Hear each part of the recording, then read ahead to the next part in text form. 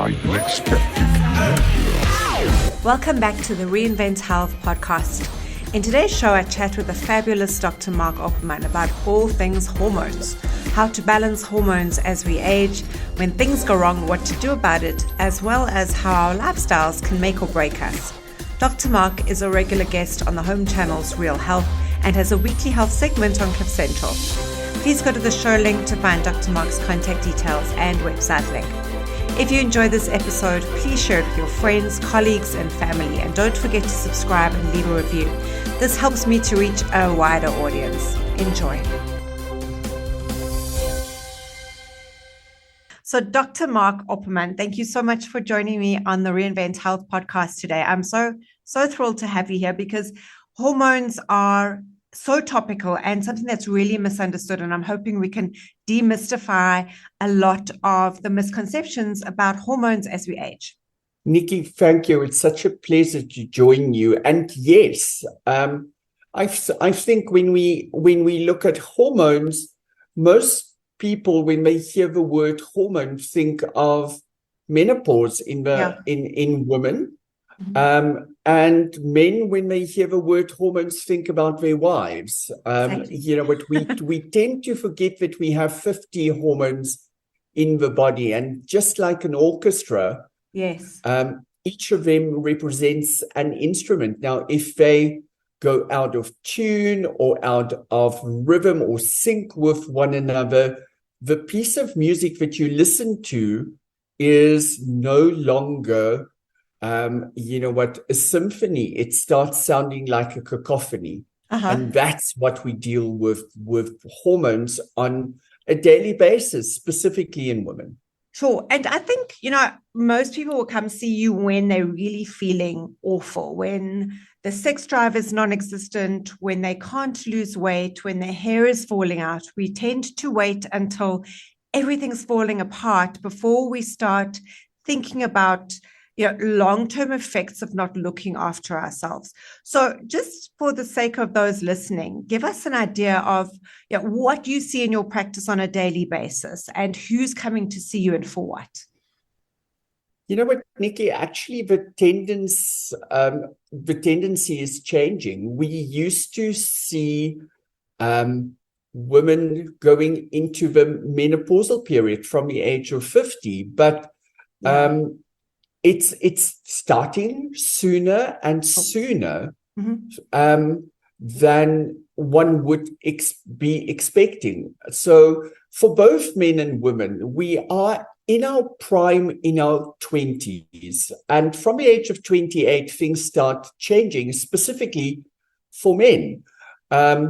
If we, for instance, look at testosterone levels, male testosterone levels peak around 24 and they start decreasing from 28. Yeah.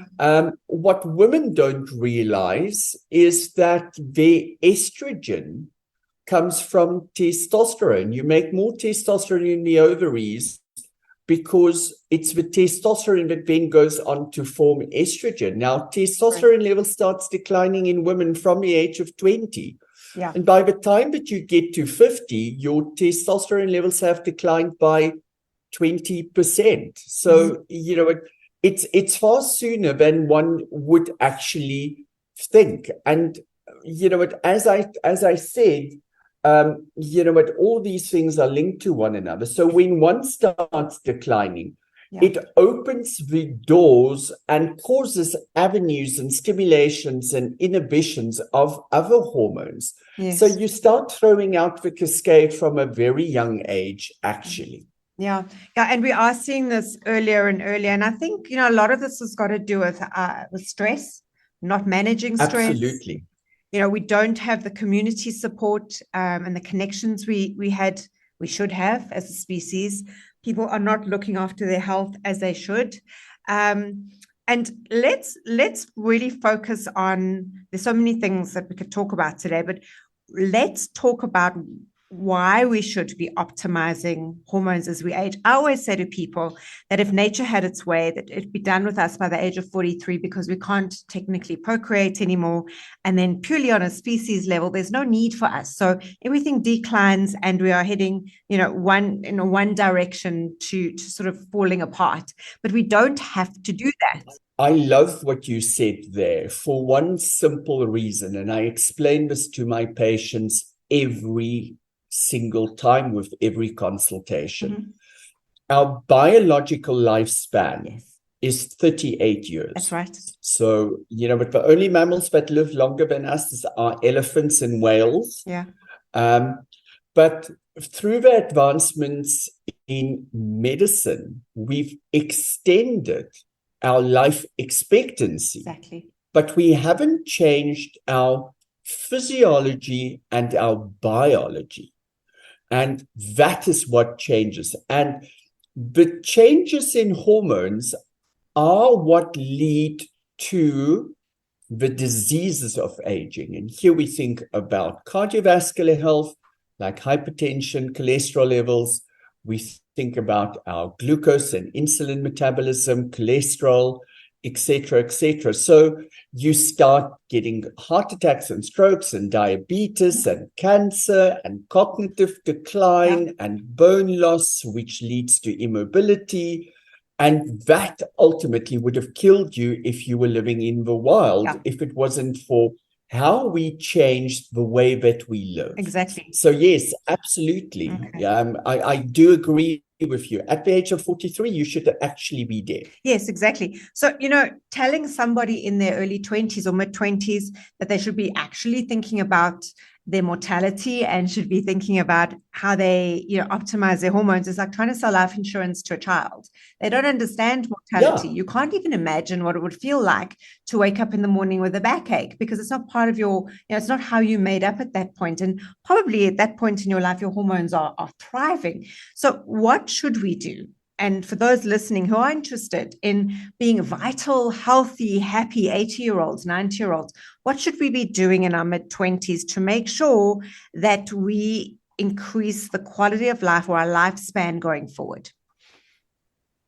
But here we need to look at lifestyle and the lifestyle interventions.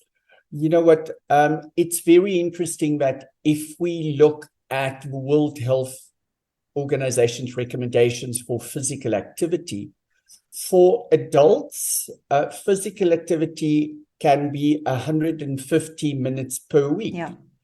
But for children, it's at least an hour of physical activity per day. Sure. And, it's so many of us, as we enter the work life situation, you sit behind the desk, you go home, you're tired, you maybe watch a bit of TV, you play a video game. So, where entertainment and physical activity went hand in hand, and that downtime, this has changed to a more sedentary kind of relaxation. And I think that's definitely number one. Couldn't agree more. Number two, diet. And here you are the expert. We see that the foods, etc., that we are consuming are inflammatory, very high in salts and sugars and fats,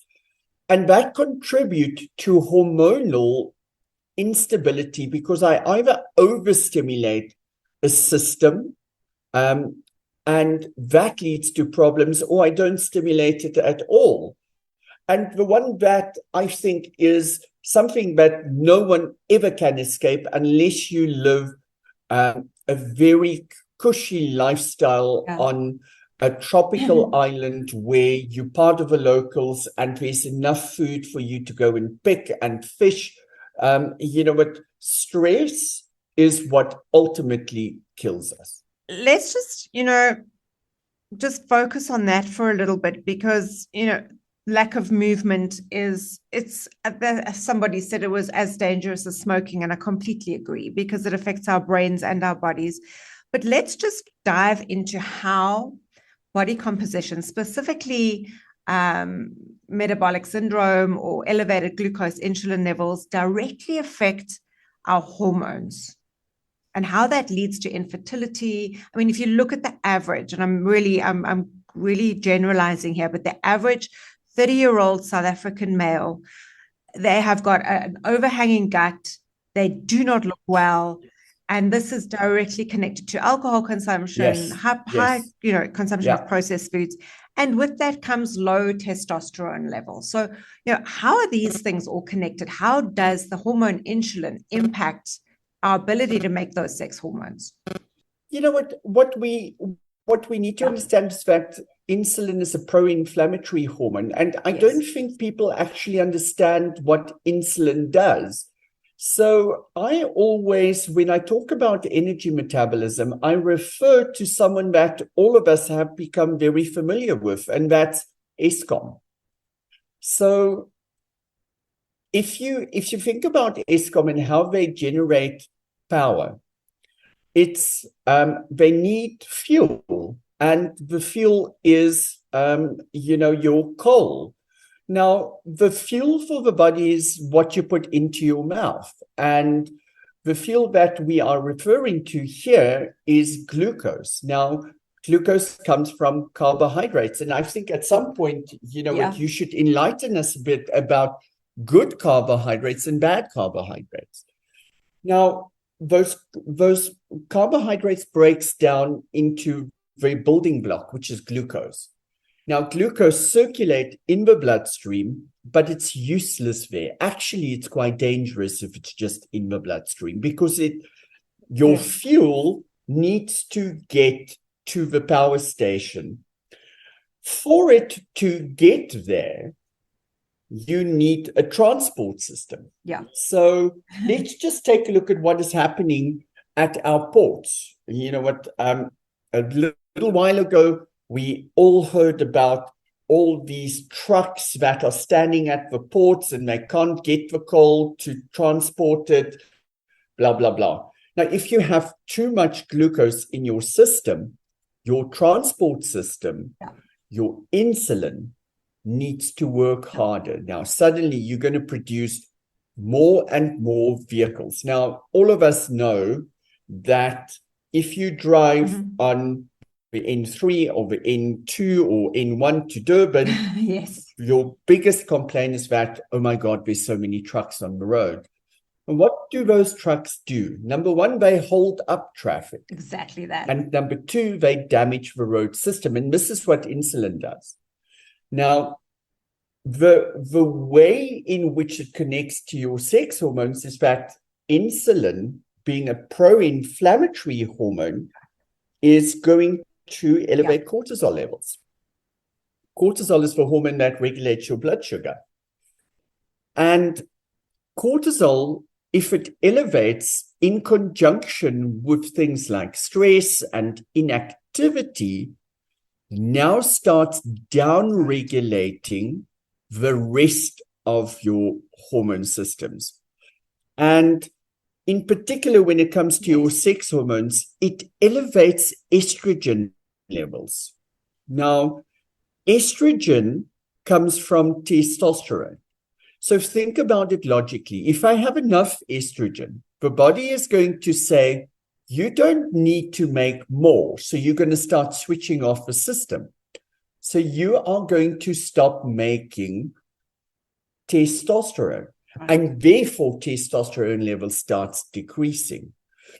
Our lifestyle, all the plastics around us, the pesticides, etc., when they break down in the body, they are called xenoestrogens. And they mimic the structure of estrogen and further down regulate everything. Now, the first sign of testosterone decrease in men most probably is a decrease in libido and sex drive with lower erectile functioning and that middle age spread that we all dread.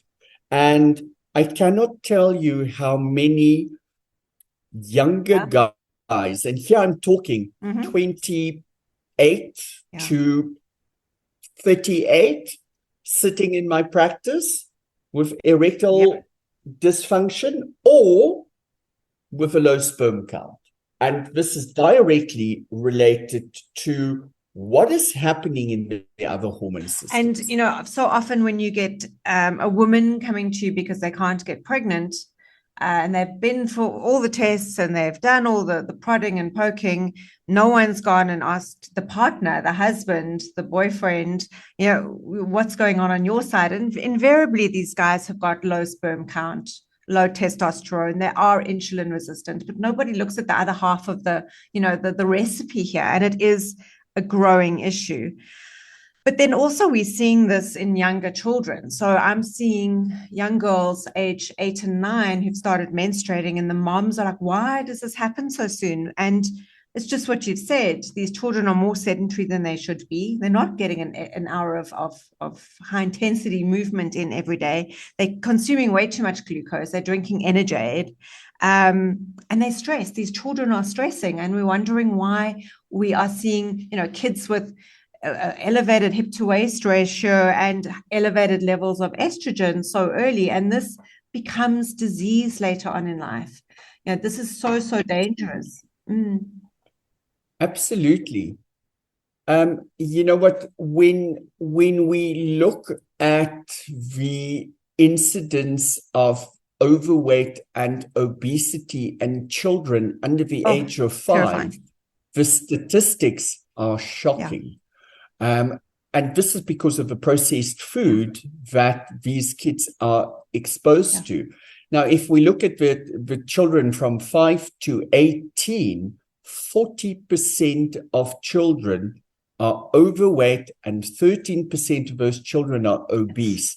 Now, 10, 20, or let's make it 20 years ago when, you know what, you didn't see this. No, you didn't. Children were out on their bikes, they were playing outside, they had imagination, and they were far healthier.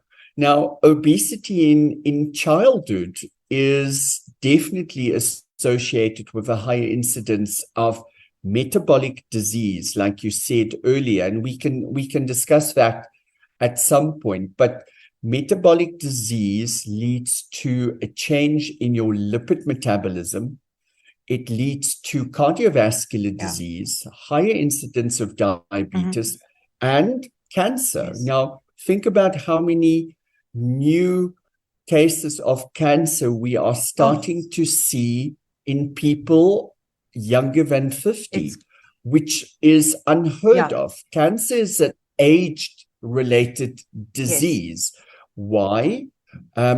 Because the breakdown of your DNA due to environmental factors. Now, we are exposing younger and younger people to this without proper repair mechanisms. Right. So obesity in children, a nightmare. And it's something that can be prevented, you know what, and here you really have to put blame on government, food industry, and directly to the parents. Parents are doing their best, but we are, I'd say, largely misled by, I'm sorry to say, the food industry. We do things and buy things for our kids that we assume are healthy, and they're really not. And this is because I think it's a social issue. You know, we assume we don't make time. We don't make time for what's important. Everybody is rushed off their feet. Both parents are often nowadays having to work.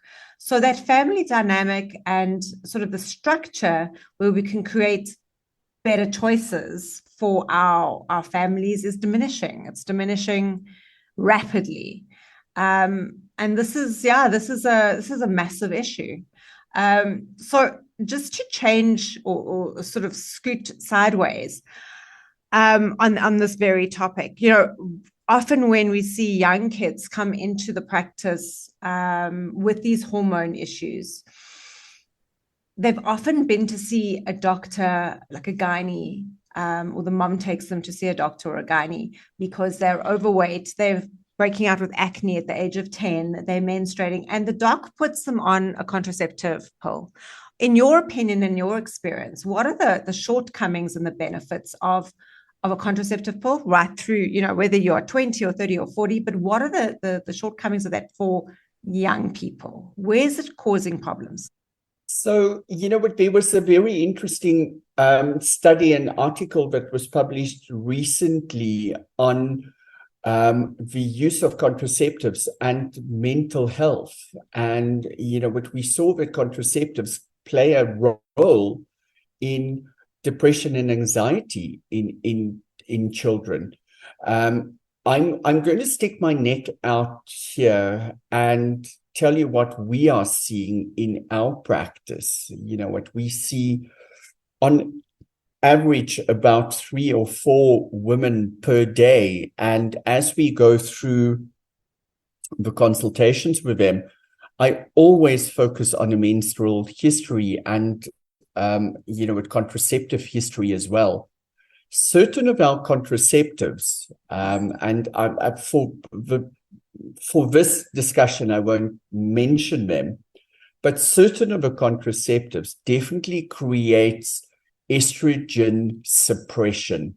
Most of these pills are a combination of a low dose estrogen and sometimes a little bit of progesterone. But by doing that, you suppress the body's natural ability to produce these things. So actually, you're suppressing ovarian function.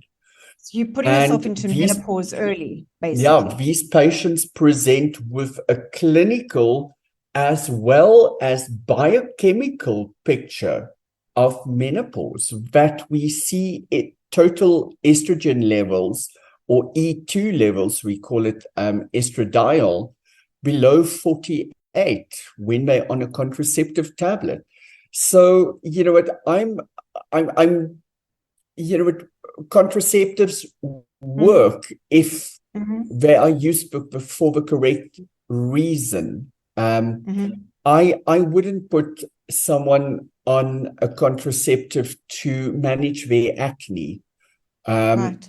I wouldn't put someone on a contraceptive unless there's a specific reason that we have to manage the menstrual cycle for one simple reason. In the long run, what these, in my experience, in any case, in practice, is that they cause problems later on in life. And do you think they play a part in fertility issues, or would you say that it really depends on the person? I think it depends more on the person than the actual medication. But what I can tell you, which we are also seeing, is we're seeing a steady and quite a rapid increase in the prevalence of polycystic ovarian syndrome, which is related to insulin metabolism in these young girls. Yes. And that causes or can lead to a form of secondary infertility. Secondary infertility is where it's difficult. You ovulate, you produce eggs, etc., but what, the eggs aren't that healthy, or there's a problem with too many follicles, etc. The metabolic pathways are disturbed, and then you battle falling pregnant. So I definitely see an increase in that in practice. Yeah. So that makes complete sense. Yeah.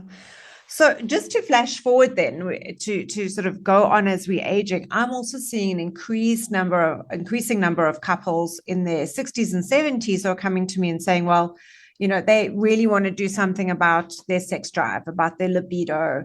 They, the mind is willing, the body isn't cooperating. Are you seeing more and more of this? And I suppose branching off from that question is really, is it safe to replace hormones as we age? What you were talking about the 50 and the 60-year-olds. In my practice, I'm seeing it from the age of 30 onwards, and it's alarming. That is alarming. Very alarming, to be honest. I think when it comes to hormone replacement therapy, you need to make a differentiation. When I do public speaking, I always say to people, show of hands, who's taking any hormone replacement? And this we refer to specifically as menopausal hormone replacement. So this is your estrogens and your progesterones. And then I carry on and I say to them, okay, keep your hand up. Who is taking thyroid medication? And then a couple more hands go up. And then I say, who's taking anything like glucophage or metformin? And more hands go up. And then, the ones that people tend to forget is through COVID, everyone took vitamin D. Vitamin D is a hormone. So, suddenly the whole room's hands are up. And what people don't understand is hormone replacement therapy is not just estrogen and progesterone and testosterone. It's all the other stuff. It's like when the safety of hormone replacement or hormone optimization therapy comes in, and I use the analogy of baking a cake. If you have an award-winning cake recipe, like you do in your 20s, the moment that you start changing one ingredient, that cake is not the same anymore. Exactly. So it's about restoring balance when you do hormone replacement therapy. You can't just give one hormone as part of a cascade because it's going to suppress the other hormones or it's going to stimulate other hormones. So when you do this, you need to think about optimal balancing of hormone systems to maintain physiological function as well as the balance. So in my practice, I never refer to hormone replacement therapy. I always refer to hormone balancing. And when you get that right, you don't have side effects. Yes, exactly. So it's actually starts with not just the hormones, it starts with a lifestyle. Yeah, it does. It always goes back to how we're doing life. I think one of the things that people forget is that hormones are not only produced by your gut, but they're also metabolized in the gut. And those metabolites have effects. They have effects on the brain, they have effects on other systems, and lo and behold, they have an effect on your microbiome, the organisms that live in your gut. And therefore, if you want to do hormone balancing or optimization or even replacement therapy, you cannot just look at that one system. You can't just look at the estrogen. You need to look at the overall holistic picture. So it needs to be a holistic approach. And I think in practice, and here I'm referring specifically to medical practice, that's often where things go wrong. I think you see so many people in your practice as a nutritionist where they tell you, but I'm on hormone replacement therapy and they promised me that this is going to change and that's going to change. And actually it's just making everything worse. And that's because the balance is being disturbed instead of rebalanced to promote optimal physiological balance. Yes, you can't fix one system without fixing all of them or neglecting one of them. It's never going to work. And that's what makes, I guess that's what makes it tricky because, the normal doctor is either a super specialist or a super generalist, but isn't really trained or doesn't have the time to work through all these systems with everybody because it takes a lot of work and time, as you know. Yeah, you know what? I always equate it to walking a tightrope in the dark. You know what? In the one hand, you're opening an open umbrella, and the other hand, you're holding a dumbbell. So you're completely off balance. And just to make it even more difficult, it's in the dark, and someone is playing around with the rope. The time issue is definitely a factor for one simple reason. The moment that I start with any kind of hormone, I bring about change in the body that only the patient experience. So you cannot go and take a look at the hormone levels on a blood test and change it according to that and let the patient come back 6 months later. From the first injection, from the first tablet or patch that you are using, things are going to start to change.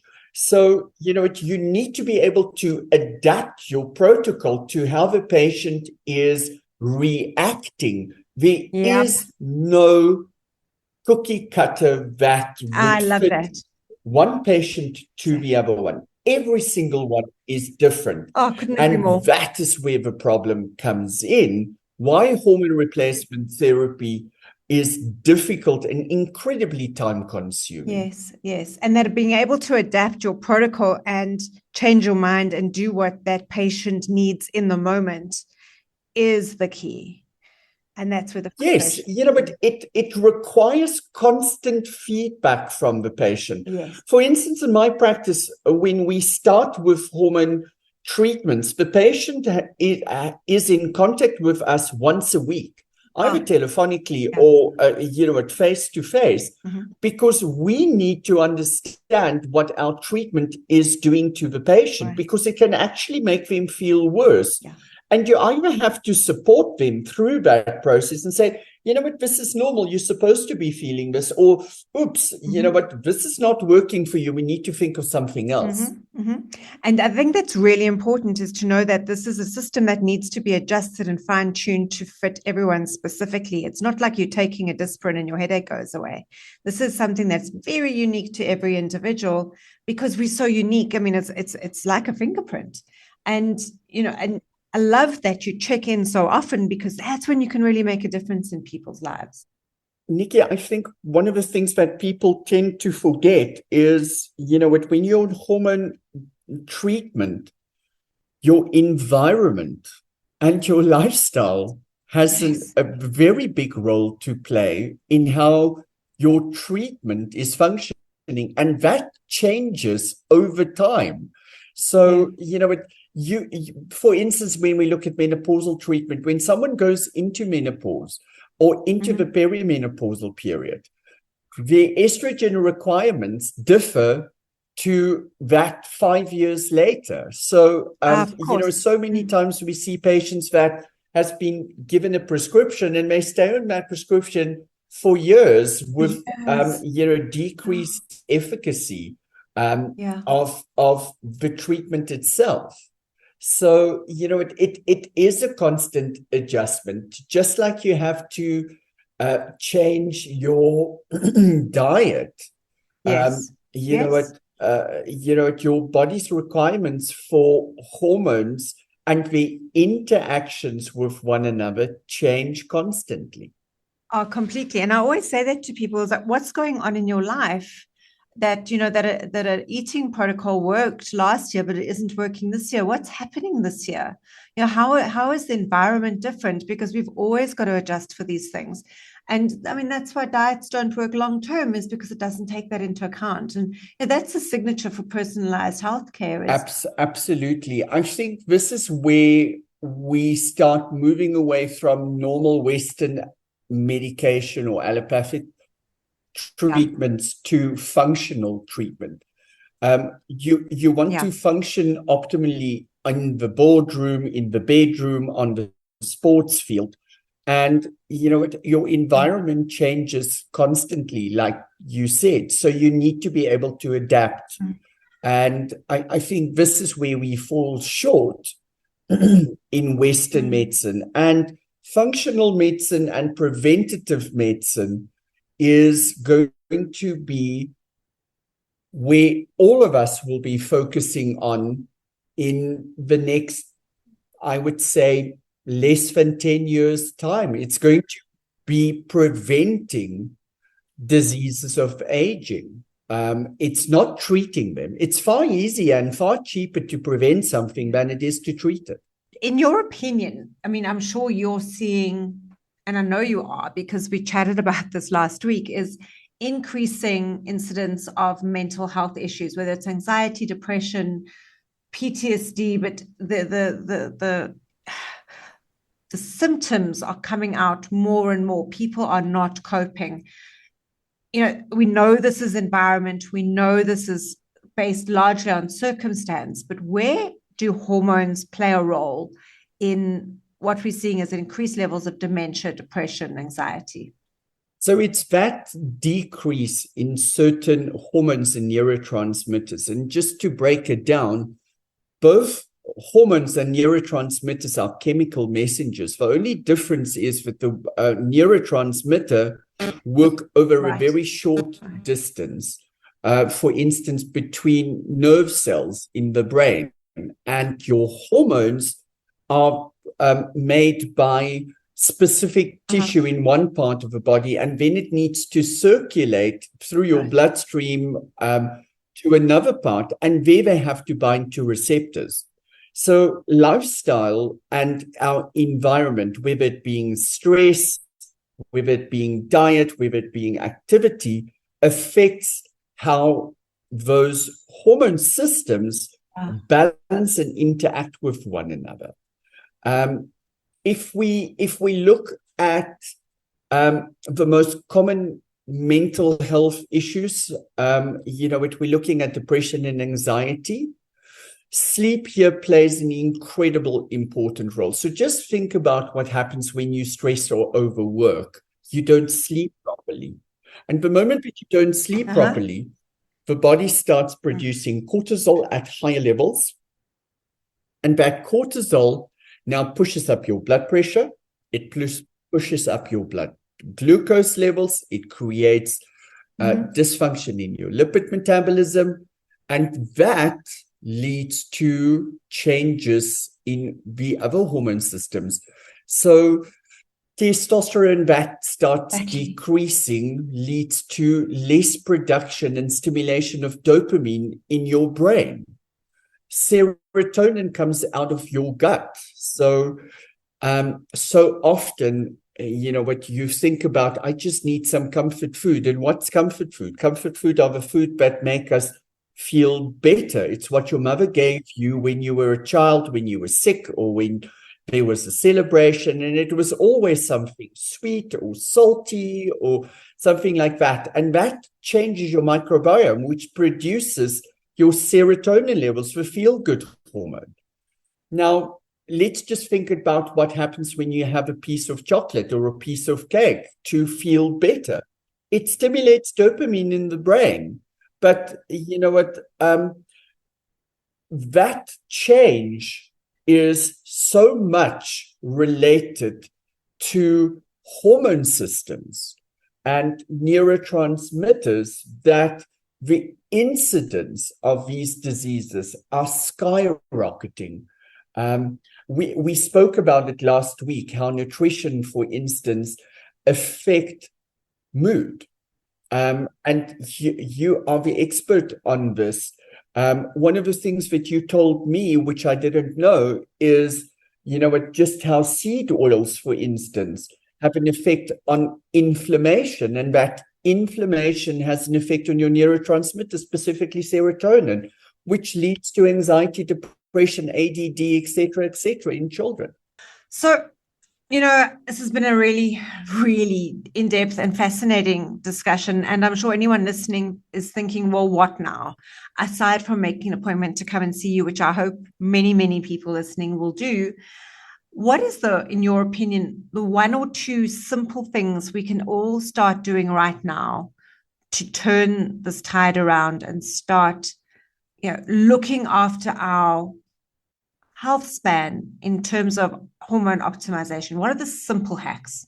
You know what, Nikki, but those simple things are the most difficult things to incorporate. And that's the problem. It's be physically active. I tell my patients, take up a team sport, paddle, soccer, basketball, anything that you do with other people, for two simple reasons.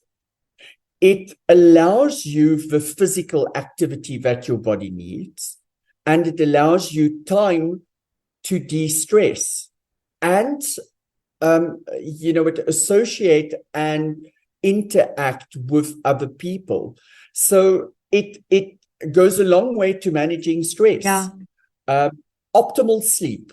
If you wake up in the morning and you are not refreshed, you need to ask two questions. Did I get enough sleep? In other words, did I get 7 to 8 hours of sleep? So I don't manage that. I manage about 6 hours of sleep per night. And if you get enough sleep and you still wake up in the morning, ask the question, it's not the amount of sleep, it must be the quality of sleep. So what's keeping me awake? So it's changing the sleep environment, and it's creating a good sleep routine. Yes. Diet is incredibly important. Stay away from the inflammatory foods. And with this, I'm going to defer to you. You know the inflammatory foods like your sugars, your salts, and your fats. And then it's actively manage stress. And I think that is the thing that no one is doing, because we feel we don't have time. Take your smoothie, because we're not allowed to have too much coffee, but I would say take your morning coffee, go sit outside and actively listen to the sounds around you. Or go in the evening, go and get into a beautiful warm bubble bath, or take a nice long shower, and focus on sound, whether it's music, etc., so that you don't hear the voices in your head. That needs to happen. I didn't do that. I'm angry at that one. Drown out the noise. So simple. Be physically active, have a good diet, sleep well, and manage your stress by becoming quiet in your own mind. Yeah. And all of this is asking you to just be present, even if it's for 30 seconds, is just to be in the moment, which is so healthy for your brain. Absolutely. And, but those things actually, to be physically active, to sleep properly, and to become quiet costs nothing. And all of us can do that. And all of us should put it in your diary, because all of us now are working to a time schedule. Put it in your diary, and for 10 minutes, twice a day, just take the time for yourself and declutter. It's if you look at those TV programs, at hoarders, etc., that's what happens in your brain with stress. Exactly. We accumulate it, and if you don't clean it out, someday the stuff is going to fall on you and crush you. It is. And putting it in your diary is important. I put all my exercise sessions in my diary. Otherwise, they don't happen. But if they're there, they happen. And it is, and it is for free. I think we just don't put value on things that cost us nothing. We'd rather spend a fortune and hope to get some return on investment, where the most important fundamentals actually cost you nothing. And I think that's probably one of the most important messages here.